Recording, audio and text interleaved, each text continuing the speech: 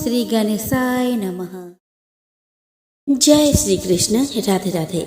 नमस्कार दोस्तों दिवाली के पहले माँ लक्ष्मी को प्रसन्न करने के लिए धनतेरस का पर्व बहुत खास होता है। यह त्योहार हर वर्ष कार्तिक माह के कृष्ण पक्ष की त्रयोदशी तिथि को मनाया जाता है, जो कि इस वर्ष 10 नवंबर शुक्रवार को धन्वंतरी जयंती धनतेरस मनाई जाएगी। धनतेरस से दिवाली का पर्व शुरू हो जाता है और भैया दूज पर खत्म होता है। दोस्तों, धनतेरस पर सौभाग्य और सुख की कामना के साथ माँ लक्ष्मी और कुबेर की पूजा की जाती है।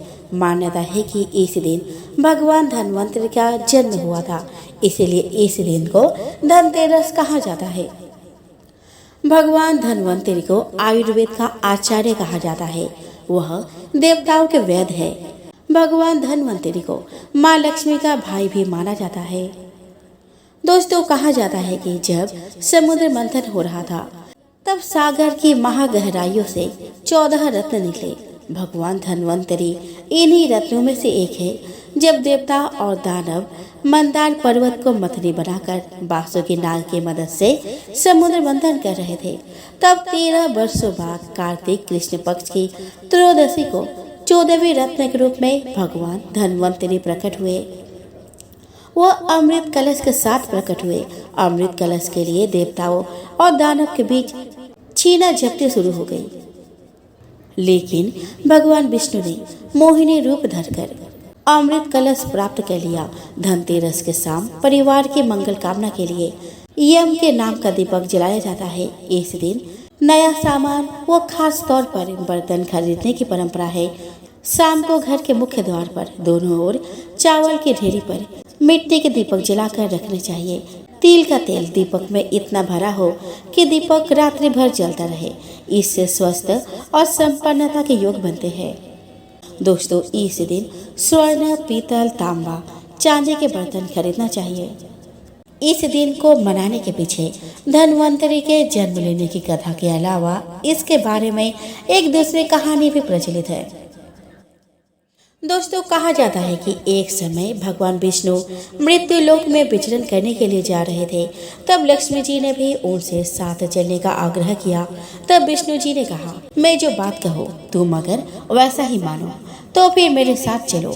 तब लक्ष्मी जी उनकी बात मान गई और भगवान विष्णु के साथ भूमंडल पर आ गई। कुछ देर बाद एक जगह पर पहुंचकर भगवान विष्णु ने लक्ष्मी जी से कहा कि जब तक मैं न आऊं तुम यहाँ ठहरो। मैं दक्षिण दिशा की ओर जा रहा हूँ, तुम उधर मत आना।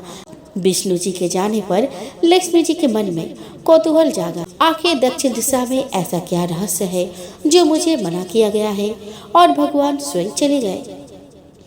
लक्ष्मी जी से न रहा गया और जैसे ही भगवान आगे बढ़े, लक्ष्मी भी पीछे पीछे चल पड़ी। कुछ ही आगे जाने पर उन्हें सरसों का एक खेत दिखाई दिया, जिसमें खूब फूल लगे थे। सरसों की शोभा देखकर वह मंत्रमुग्ध हो गई और फूल तोड़कर अपना श्रृंगार करने के बाद आगे बढ़ी। आगे जाने पर एक गन्ने के खेत से लक्ष्मी जी गन्ने तोड़कर रस चूसने लगे। उसी क्षण विष्णु जी आए और यह देखकर लक्ष्मी जी पर नाराज होकर उन्हें श्राप दे दिया कि मैंने तुम्हें इधर आने को मना किया था, पर तुम ना माने और किसान की चोरी का अपराध कर बैठी। अब तुम इस अपराध के जुर्म में इस किसान की 12 वर्ष तक सेवा करो। ऐसा कहकर भगवान उन्हें छोड़कर क्षीर सागर चले गए। तब लक्ष्मी जी उस गरीब किसान के घर रहने लगे। एक दिन लक्ष्मी जी ने उस किसान की पत्नी से कहा कि तुम स्नान कर पहले मेरी बनाई गई इस देवी लक्ष्मी का पूजन करो, फिर रसोई बनाना, तब तुम जो मांगोगी मिलेगा। किसान की पत्नी ने ऐसा ही किया। पूजा के प्रभाव और लक्ष्मी की कृपा से किसान का घर दूसरे ही दिन से अन्न, धन, रत्न, स्वर्ण आदि से भर गया। लक्ष्मी जी ने किसान को धन धान्य से पूर्ण कर दिया। किसान के 12 वर्ष बड़े आनंद से कट गए।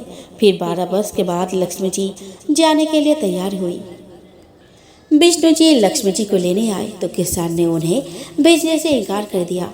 तब भगवान ने किसान से कहा कि इन्हें कौन जाने देता है, यह तो चंचला है, कहीं नहीं ठहरते, इनको बड़े बड़े नहीं रुक सके। इनको मेरा श्राप था, इसीलिए 12 वर्ष से तुम्हारी सेवा कर रहे थे। तुम्हारी 12 वर्ष सेवा का समय पूरा हो चुका है। किसान हठपूर्वक बोला कि नहीं, अब मैं लक्ष्मी जी को नहीं जाने दूंगा। तब लक्ष्मी जी ने कहा कि हे किसान, तुम मुझे रोकना चाहते हो तो जो मैं कहूँ वैसा करो। कल तेरस से तुम कल घर को लीप पोत कर स्वच्छ रखना, रात्रि में घी का दीपक जलाकर रखना और सायकाल में मेरा पूजन करना और एक तांबे के कलश में रुपये भरकर मेरे लिए रखना। मैं उस कलश में निवास करूंगी, किंतु पूजा के समय में तुम्हें दिखाई नहीं दूंगी। इस एक दिन की पूजा से बस भर मैं तुम्हारे घर से नहीं जाऊंगी। यह कहकर वो दीपकों के प्रकाश के साथ 10 दिशाओं में फैल गई। अगले दिन किसान ने लक्ष्मी जी के कथन अनुसार पूजन किया। उसका घर धन धान्य से पूर्ण हो गया। इसी वजह से हर वर्ष तेरस के दिन लक्ष्मी जी की पूजा होने लगी।